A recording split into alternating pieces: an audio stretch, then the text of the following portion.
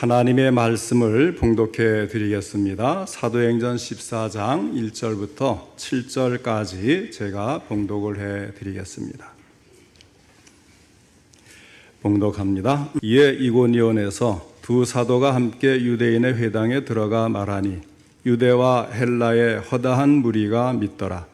그러나 순종하지 아니하는 유대인들이 이방인들의 마음을 선동하여 형제들에게 악감을 품게 하거늘 두 사도가 오래 있어 주를 힘입어 담대히 말하니 주께서 그들의 손으로 표적과 기사를 행하게 하여 주사 자기 은혜의 말씀을 증언하시니 그 시내에 무리가 나뉘어 유대인을 따르는 자도 있고 두 사도를 따르는 자도 있는지라.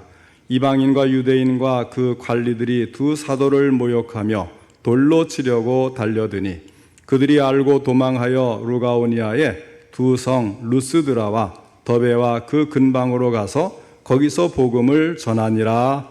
아멘. 오늘은 그리스도인들이 함께 해야 하는 이유라는 제목으로 함께 말씀을 듣겠습니다.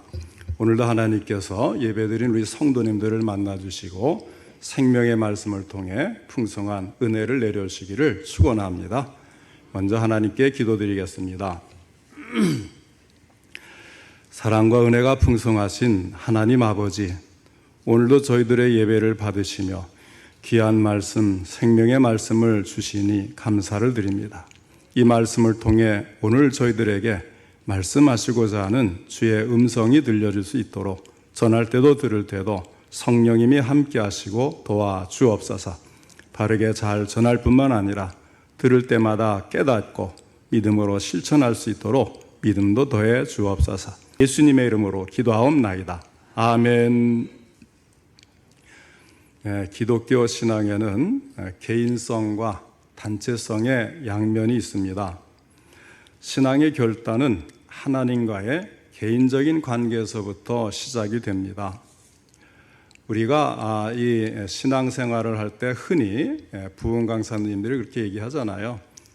마누라 치맛자락 잡고 천국 갈 생각하지 말아라. 무슨 이야기냐면 우리의 신앙, 구원받는 신앙은 하나님과 나와의 1:1 관계라는 거예요. 다른 사람이 대신해 줄 수가 없는 겁니다.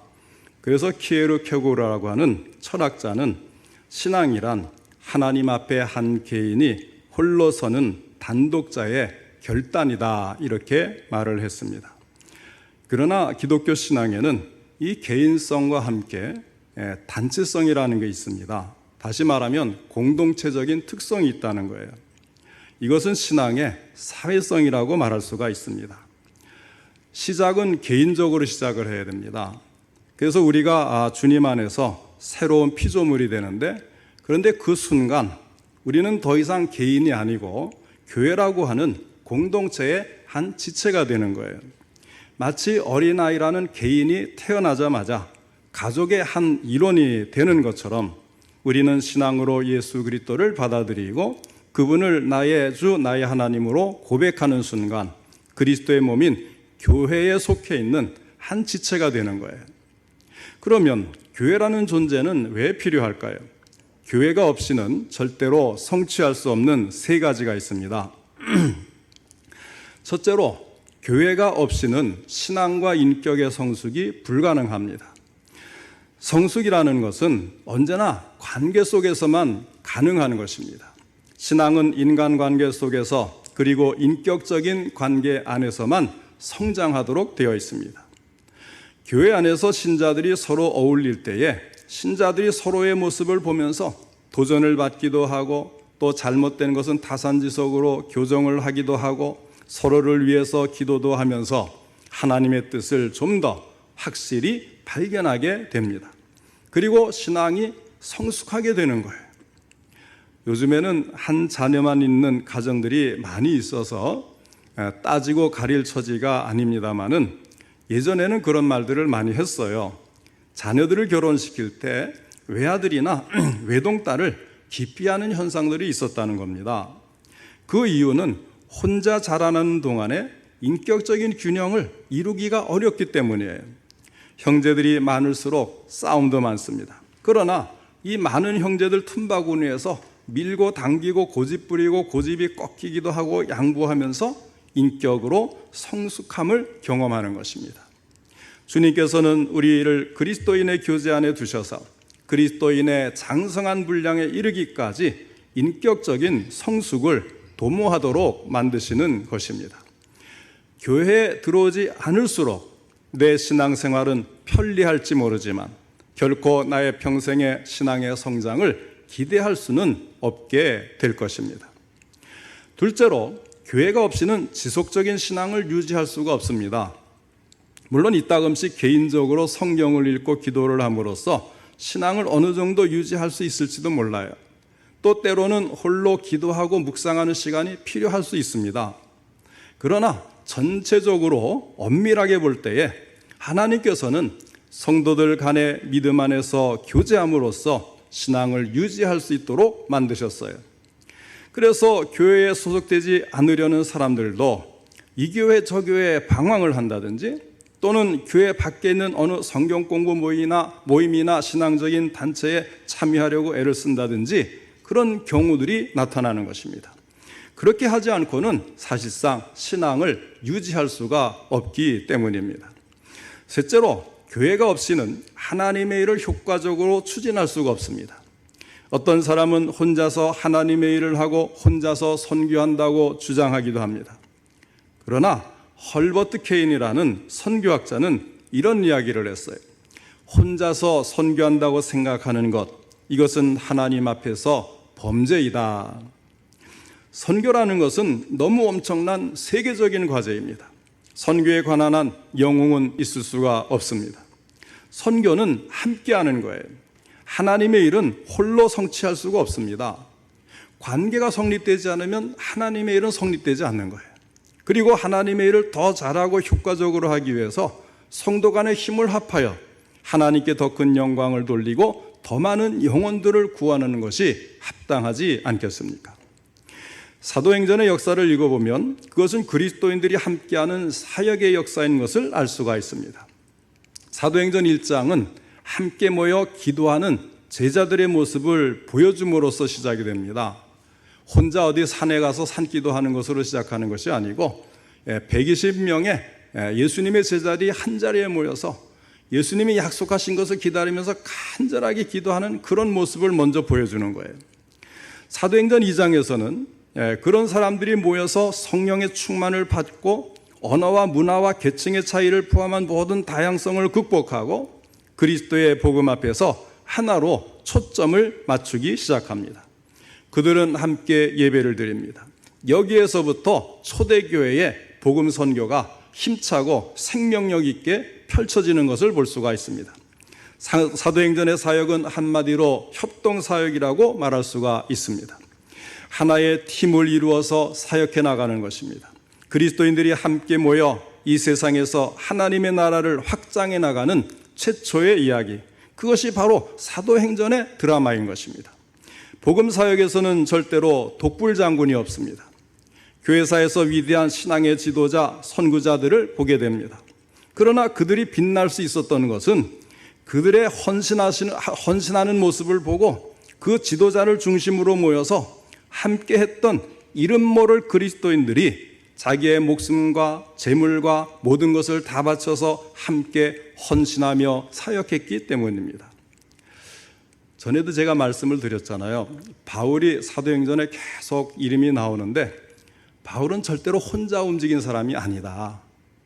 팀이 있었다고 제가 말씀드리잖아요. 의사 누가라든지 디모데, 또 여러 교회에서 또 돌보도록 보내준 사람, 이런 여러 이 한 팀을 이루어서 항상 팀을 이루어서 움직이는 사람이 바울이에요. 그러나 우리가 이제 이런 것들을 이야기를 듣지 않고 성경을 쭉 읽어보다 보면 바울이 다 혼자 가서 그리스에서 철학자들을 만나고 어디서 혼자서 체포되고 이렇게 이제 생각하기가 쉬운데요. 바울은 절대로 혼자 움직이는 사람이 아니었습니다. 항상 팀을 이루어서 같이 선교하고 같이 교회를 이루고 같이 예배를 드리고 그런 사람이었어요. 그러면 왜 팀워크가 필요할까요? 왜 그리스도인들이 함께하는 교제가 필요합니까? 오늘 읽은 본문을 통해서 주님께서 그리스도인들을 하나 되게 하시고 교제하게 하신 세 가지 목적을 살펴보겠습니다. 첫째로는 함께 복음을 증거할 수 있도록 하기 위해서입니다. 1절로 3절 상반절까지 제가 봉독해 드리겠습니다. 이에 이고니온에서 두 사도가 함께 유대인의 회당에 들어가 말하니 유대와 헬라의 허다한 무리가 믿더라. 그러나 순종하지 아니하는 유대인들이 이방인들의 마음을 선동하여 형제들에게 악감을 품게 하거늘 두 사도가 오래 있어 주를 힘입어 담대히 말하니. 여기에 두 사도라고 하는 말은 바울과 바나바를 말하는 것입니다. 사도행전 13장 50절 말씀을 보면 이에 유대인들이 경건한 기부인들과 그 신의 유력자들을 선동하여 바울과 바나바를 박해하게 하여 그 지역에서 쫓아내니 하였습니다. 사도행전을 조심스럽게 관찰해 보면 사도행전 초반부의 기록들에는 바나바와 바울이라고 해서 바나바가 먼저 나오는 것을 알 수가 있습니다. 그러나 사도행전의 후반부로 갈수록 바울과 바나바로 그 순서가 바뀌는 모습을 볼 수가 있어요. 일종의 리더십의 전환이라고 할 수가 있죠. 처음에는 바나바가 먼저 믿은 사람이었기 때문에 지도자의 역할을 합니다. 바울이 예수님을 다메섹 도상에서 만나고 혼자서 기도하면서 이제 눈이 이제 보이지 않았던 것도 떠지고 이렇게 혼자서 고통하고 있을 때에 이 바나바가 바울을 찾아가잖아요. 제자들은 여전히 바울을 두려워하고 가까이 하기를 꺼려하는데 바나바가 먼저 가서 데리고 와서 함께 사역에 동참을 하면서 이 바나바가 처음에는 이끌어가는 거예요. 그런데 바나바가 가만히 보니까 이 바울에게서 지도자의 위대한 잠재력을 볼 수가 있게 된 겁니다. 그래서 바나바는 바울로 하여금 일하게 하고 자신은 서서히 지도자의 자리에서 물러나는 거예요. 그렇다고 해서 바나바가 너 혼자 다 해 하고서 떠났느냐 하면 그게 아니고 오히려 이 바울을 보조해주고 도와주고 함께 해주고 그렇게 사역을 감당해 나가는 거예요. 여전히 함께 일하는 겁니다. 그러나 사도행전 기자인 누가는 바울과 바나바라고 이름을 순서를 바꿔서 말하기 시작을 해요. 그러면서도 계속해서 이 두 사람은 서로에게 불만을 가지지 않고 항상 기쁜 마음으로 협력하고 동역하고 같이 움직이며 일하는 그런 모습 아름답게 등장을 하는 것입니다. 초대교회 성도들에게는 누가 지도자가 되느냐, 누가 주도하느냐, 이것은 별로 중요한 문제가 아니었어요. 그들의 생각을 지배하고 있었던 더 중요한 문제는 어떻게 주님의 복음이 효과적으로 전파될 수 있는가, 누가 일을 하면 하나님의 사역이 좀 더 아름답고 영광스럽게 전파될 수 있을까, 이런 것들이 그들의 가장 큰 관심사였어요. 목적의식을 따라서 그에 합당하게 자신을 맞춰갔다는 것입니다. 그들은 우리와 다를 바가 없는 사람이었지만 자기 만족이나 자기 자신의 유익을 구하는 이기심을 극복하고 그리스도의 복음을 전함으로써 사람들이 사망으로부터 생명으로 옮겨지고 그들의 삶이 변화되도록 하는 하나님 나라의 사역에 궁극적인 초점을 맞추었던 것입니다. 교회는 일종의 선교를 위해서 집합된 사랑의 공동체라고 말할 수가 있습니다. 한 교회의 영성은 그 교회 교인들이 모였을 때에 가장 자주 화제에 오르는 이야기가 무엇인가에 의해서 측정될 수 있다고 지적한 사람이 있었습니다. 우리 교회 교인들은 모여 앉으면 어떤 이야기를 주로 나누게 됩니까? 하나님의 은혜를 말하고 전도를 말하고 교회의 부흥을 논하고 계십니까? 힘들어하는 교우들을 위해서 기도의 제목을 내놓고 기도하고 계십니까? 아니면 세상적인 이야기, 비판적인 이야기, 부정적인 이야기들로 채우고 있습니까? 바로 그것이 우리 자신의 영성, 신앙의 참모습을 대변하는 모습이 될 것입니다. 그 모임의 중심에는 항상 예수 그리스도께서 계셔야 돼요. 그래야 진정한 성도의 교제라고 할 수가 있는 것입니다. 하나님의 말씀으로 은혜 받은 이야기, 기도에 응답받은 이야기, 전도해야 될 대상들을 위한 기도의 제목들, 우리 교회가 어떻게 하면 더 활기차고 부흥하고 각각 하나님의 사명을 어떻게 하면 잘 감당할 수 있는가, 이런 이야기들이 꽃을 피울 수가 있어야 되는 것입니다. 복음을 위해서, 선교를 위해서 존재하는 것이 교회의 가장 본질적인 기능 중에 하나라면 참으로 오늘 우리는 복음이 전파되는 것과 하나님의 사랑을 통해서 사람들이 변화되는 일을 위해서 진정한 관심과 열정을 쏟아붓고 있는가 스스로 질문을 해볼 필요가 있습니다. 바나바와 바울이든지 아니면 바울과 바나바이든지 왜 주님께서는 이들을 함께 보내고 있으십니까? 함께 복음을 증거할 수 있도록 하기 위해서입니다. 왜 우리들을 이 익산중앙교회라고 하는 이름으로 하나 되게 하셨습니까? 우리로 만나게 하신 이유가 무엇입니까? 우리 서로의 장점과 모든 은사와 모든 가능성들을 다 동원해서 나를 구원하시고 변화시켜 주신 그리스도의 생명의 복음을 땅끝까지 전파하기 위해서인 것입니다. 우리는 정말 우리의 마음과 힘을 다해서 사랑의 팀워크를 형성해 가고 있는지 이 시간 스스로 질문해 보시기를 바랍니다. 그 다음에 둘째로 주님께서 그리스도인들을 하나 되게 하시고 교제하게 하신 두 번째 목적은 함께 고난을 극복할 수 있도록 하기 위해서예요. 오늘 본문 말씀은 복음을 전하는 사도들의 모습을 보여주고 있을 뿐만 아니라 함께 고난을 극복하는 모습도 보여주고 있습니다. 2절 말씀입니다. 그러나 순종하지 아니하는 유대인들이 이방인들의 마음을 선동하여 형제들에게 악감을 품게 하거늘. 악감을 품고 있었던 사람들이 그리스도인을 반대하는 장면입니다. 5절을 봅시다. 이방인과 유대인과 그 관리들이 두 사도를 모욕하며 돌로 치려고 달려드니. 정말 이 바울과 바나바는 말할 수 없는 고난과 핍박을 계속적으로 경험을 하고 있는 거예요. 그러나 이런 상황에서도 하나님의 기적이 함께했습니다. 3절을 주의 깊게 읽어보면 놀라운 모습을 발견하게 됩니다. 두 사도가 오래 있어 주를 힘입어 담대히 말하니 주께서 그들의 손으로 표적과 기사를 행하게 하여 주사 자기 은혜의 말씀을 증언하시니. 많은 핍박과 반대와 능력이 있었지만 구원의 역사는 여전히 계속되고 있는 것을 보여주고 있습니다. 주님의 능력이 나타나고 있었던 것입니다. 3절에는 두 사도가 오래 있었다고 그랬어요. 그 많은 고난과 핍박과 반대하는 사람들의 대적에도 불구하고 그 도시에 바로 떠나지 않고 오래오래 머물러서 있었다는 거예요. 그런데 만일 바울과 바나바가 각각 혼자였다면 어땠을까요? 고난을 견디고 이겨낼 수 있었을까요? 기도로 후원해주는 동료 그리스도인들이 없었다면 그들이 그 어려움을 이겨낼 수가 있었겠느냐 하는 겁니다. 구약 성경에 보면요, 전도서 4장 9절로 12절에서 협력에 뛰어난 능력을 증언하는 이 말씀이 나옵니다. 제가 읽어드립니다. 두 사람이 한 사람보다 나음은 그들이 수고함으로 좋은 상을 얻을 것임이라. 혹시 그들이 넘어지면 하나가 그 동물을 붙들어 일으키려니와 홀로 있어 넘어지고 붙들어 일으킬 자가 없는 자에게는 화가 있으리라. 또 두 사람이 함께 누우면 따뜻하거니와 한 사람이면 어찌 따뜻하랴.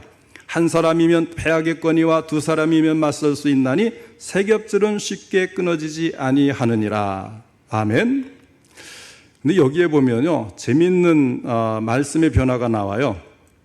두 사람이면 맞설 수 있나니 세 겹줄은 쉽게 끊어지지 아니하느니라. 아니, 두 사람이 있는데 이 겹줄이 아니고 세 겹줄이라고 말을 하는 거예요. 자, 왜 그런지 예수님의 말씀을 들어보시기 바랍니다. 마태복음 18장 20절 말씀에 두세 사람이 내 이름으로 모인 곳에는 나도 그들 중에 있느니라.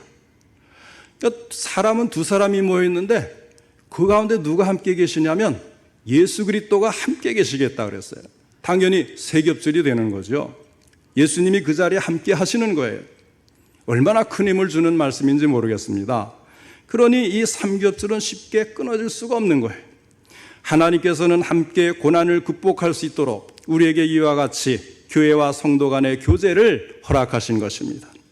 셋째로 그 주님께서 그리스도인들을 하나 되게 하시고 교제하게 하신 세 번째 목적은 함께 기뻐할 수 있도록 하기 위해서입니다.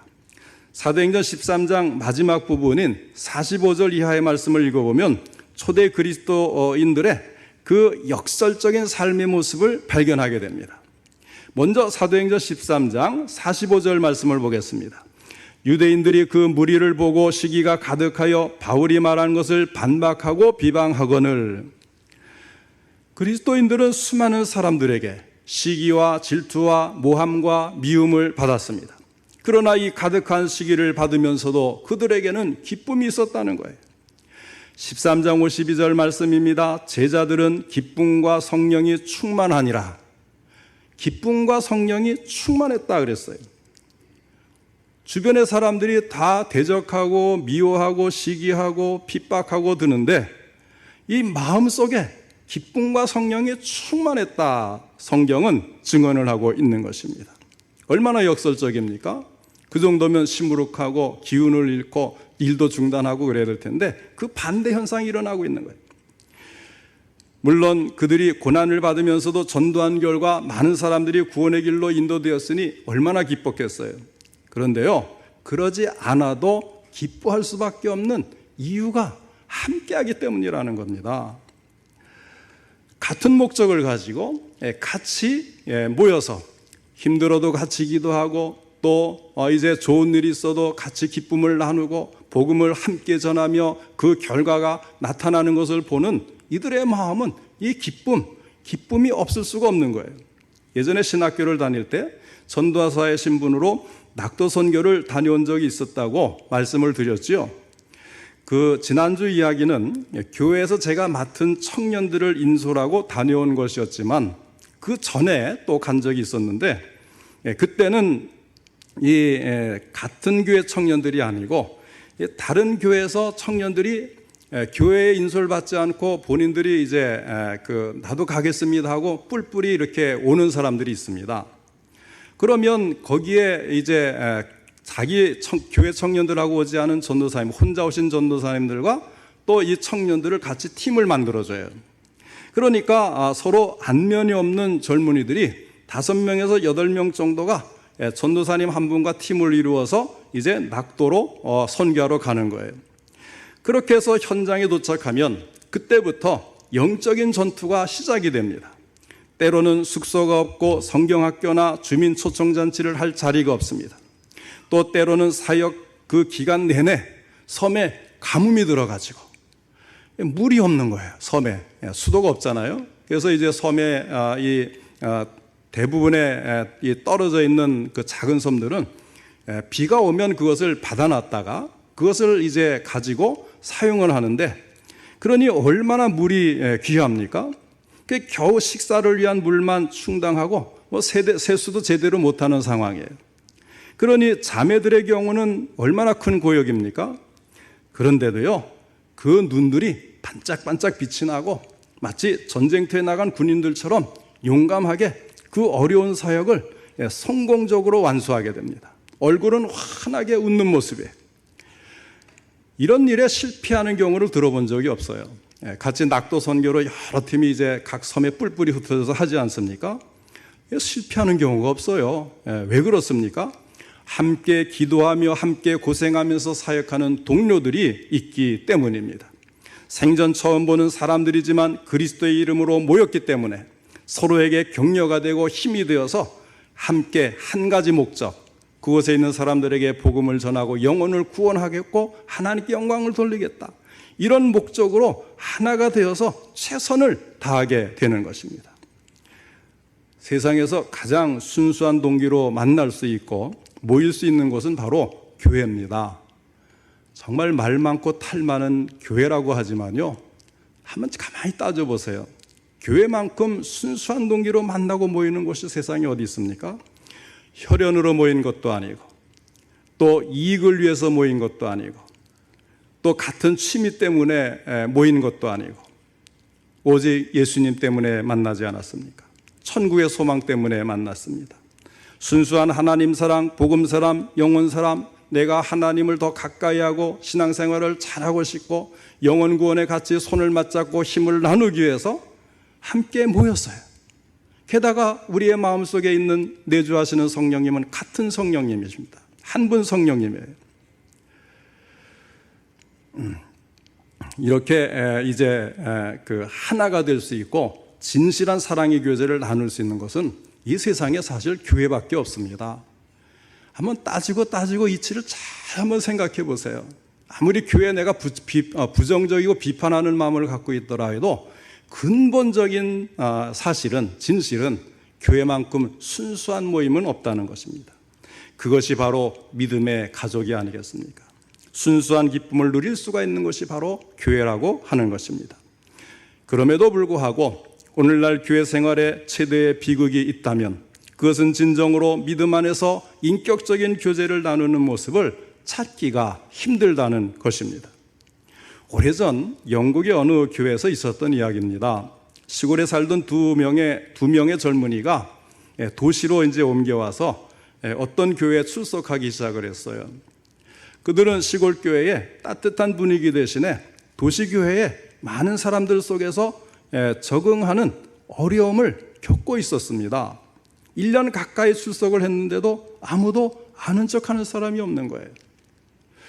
제가 이 청송에서 그곳 시골 교회에 목회를 할 때에 이제 주일학교를 다 지나고 이제 대학생이 되면 이제 서울에 가고 또 때론 취업을 해서 이제 서울에 가면 한참 있다가 이제 소식을 알아보면 교회를 안 나간다는 거예요.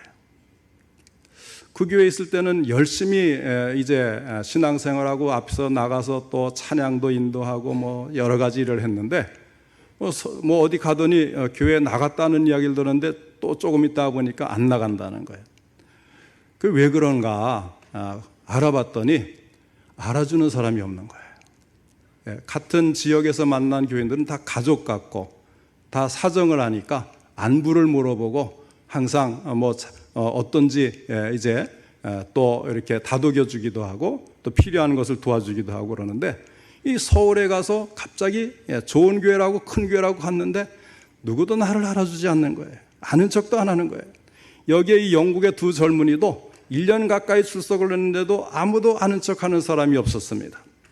드디어 그들의 인내가 한계에 달하게 되었습니다. 이 두 사람은 만나서 이야기를 했습니다. 다음 주일에는 결판을 내자. 그런데 이 말 속에 들어있는 두 사람의 결심이 서로 달랐어요.